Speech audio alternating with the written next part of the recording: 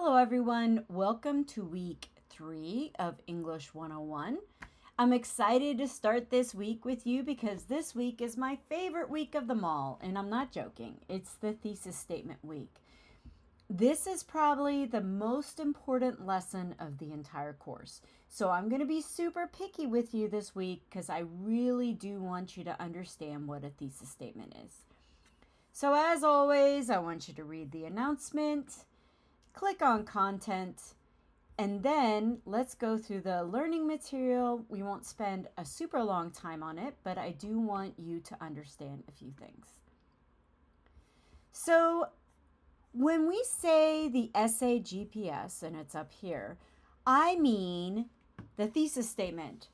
And the thesis statement is basically a roadmap letting the reader know exactly what you plan to discuss in your thesis statement. And I'm going to go into that in a few moments. So first of all, the thesis statement is actually a sentence that you're putting into your essay. It contains your topic, which you'll be choosing for the discussions this week, and then you're going to be using the topic that you chose last week through the assignments, and I'm going to go through that in a sec. Then you have your argument or assertion, then you have your essay map. So in this course, we're going to be writing the typical 5-paragraph essay. Some of you are very familiar with it. Some of you may not be. That is okay.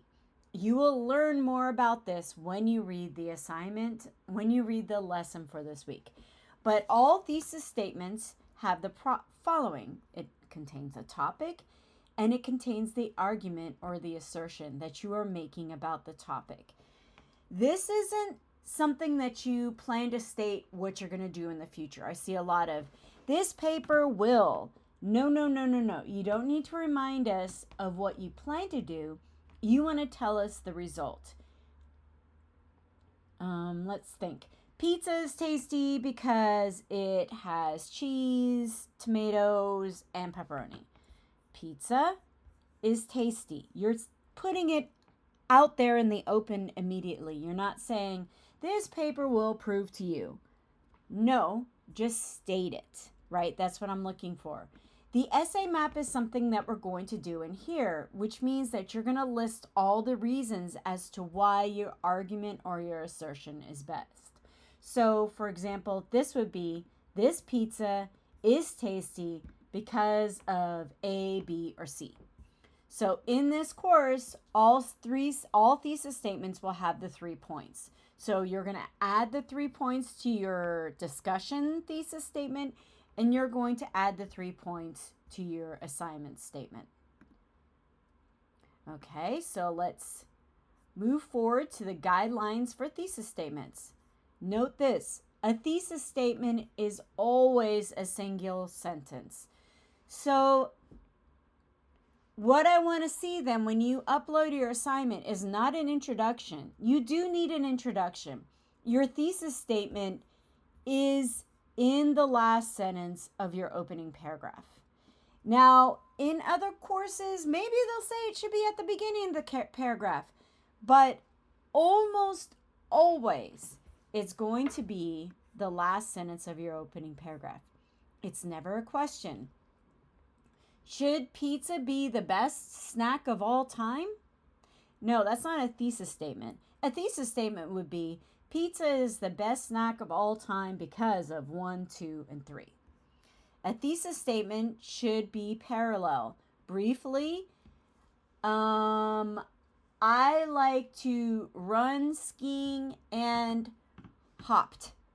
Obviously, those 3 final points do not match, so you need to fix it so they're parallel.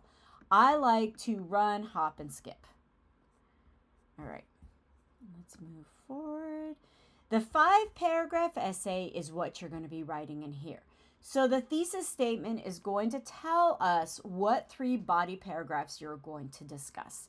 So the 3 topics within the thesis statement are the 3 topics that you're going to be building on in that 5-paragraph essay. So let's say in the introduction, you have your thesis statement, A, B, and C. So I like to run, skip, and hop. Well, the first body paragraph will be about running. The second paragraph will be about skipping. I can't remember what I put as number 2. And the third will be about hopping, I suppose. But in any case, your points are letting us know what the body paragraphs will be in your essay. So then I want you to read about prepositional phrases. Prepositional phrases are not complete sentences, but they describe, let's say this is describing what the main subject of the sentence is doing. Looking towards my friends, I learned.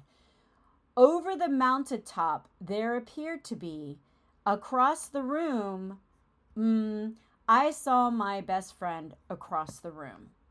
Okay, so these all show relationships. They also show location oftentimes. So what I like to do is I like to think of prepositions as a location. So you think of Snoopy. Snoopy can be above the doghouse. Snoopy can be below the doghouse. Snoopy can be in the doghouse. Snoopy can be across the doghouse. And the same thing, you can think of a cloud. A cloud is I am over the cloud. I am under the cloud. I am in the cloud. I am across the cloud. I am nearby the cloud. These are prepositional phrases. They're prepositions that are showing location. Okay, so let's kind of look at the assessments.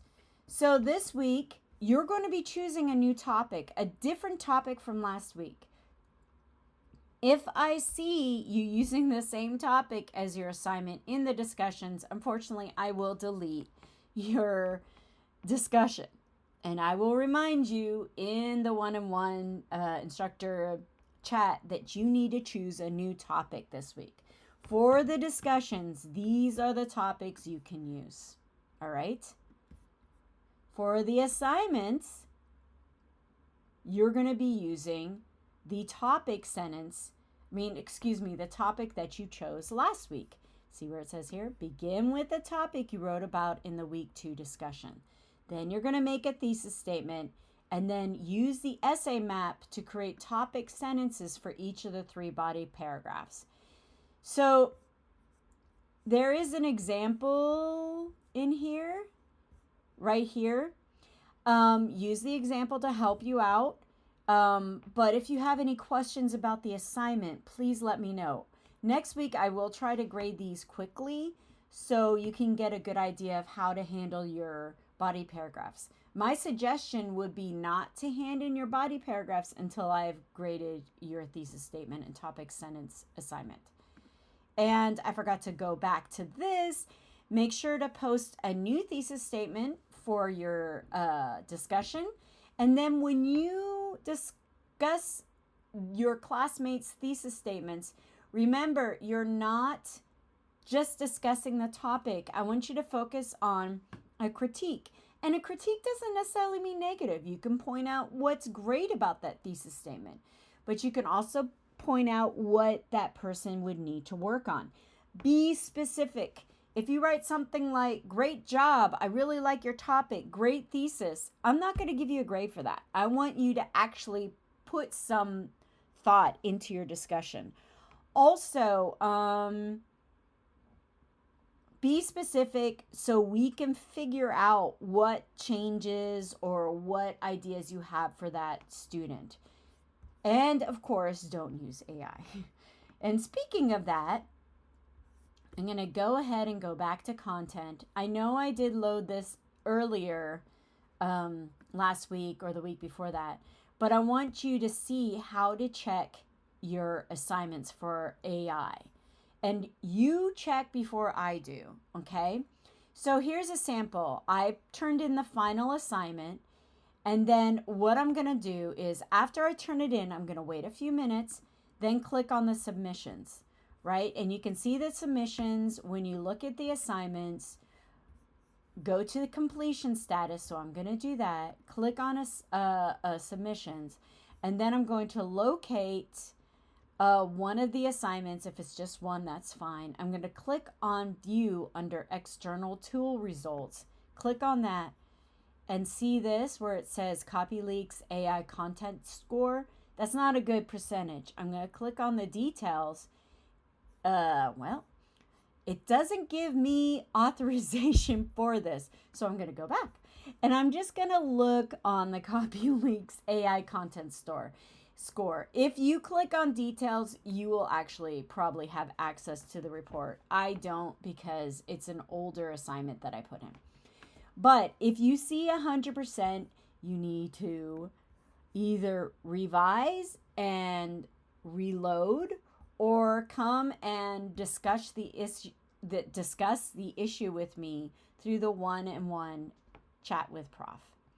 Okay, everyone, I hope you have a great week. I know I kind of rushed through everything, but I'm here for you. And honestly, if you want to meet with me, I'm more than happy to do that. Just go to the one-on-one chat with Prof. I actually do want to help you. That's where I get to teach, and I get excited by that. But in any case, I hope all of you have a great week, and I shall see you online.